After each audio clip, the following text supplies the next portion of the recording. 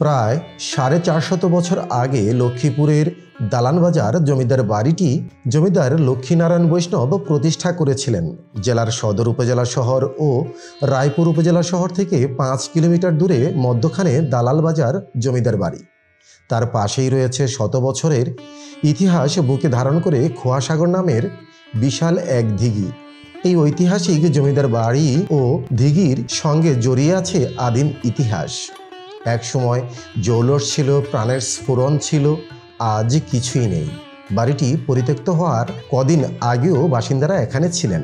অপরদিকে এই জমিদার বাড়ির পাশেই জমিদারের তৈরি করা রহস্যময় খোয়াসাগর দিঘি, তা এখন বিনোদন কেন্দ্র।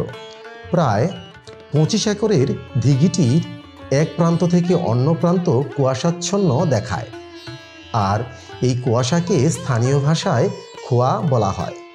দিঘির পানিও সাগরের মতো মনে হয়, দুই মিলে এই দিঘিটি নাম দেওয়া হয় খোয়াসাগর। 2023 সালে পর্যটন মন্ত্রণালয় ও জেলা প্রশাসকের আর্থিক সহায়তায় তা বিনোদন কেন্দ্রে রূপান্তরিত হয়।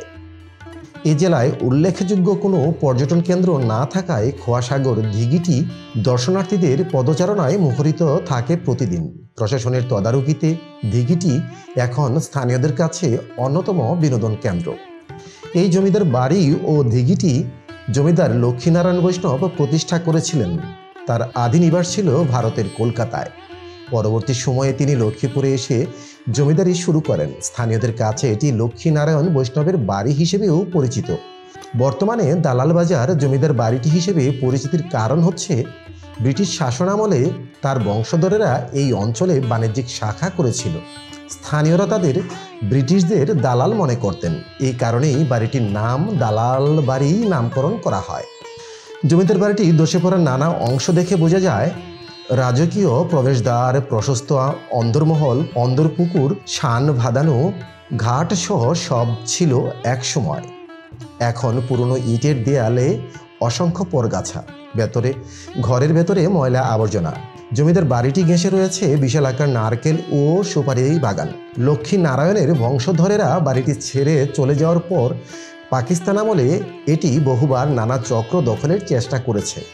শেষ পর্যন্ত অবশ্য কেউ দখল করতে পারেনি।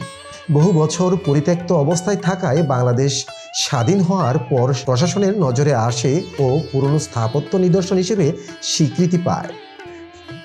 2021 সালে লক্ষ্মীপুর জেলা প্রশাসনের ব্যবস্থাপনায় সংস্কৃতি বিষয়ক মন্ত্রণালয়ের প্রত্নতত্ত্ব অধিদপ্তর এই বাড়িটির সীমানা প্রাচীর নির্মাণ প্রকল্প বাস্তবায়িত করে।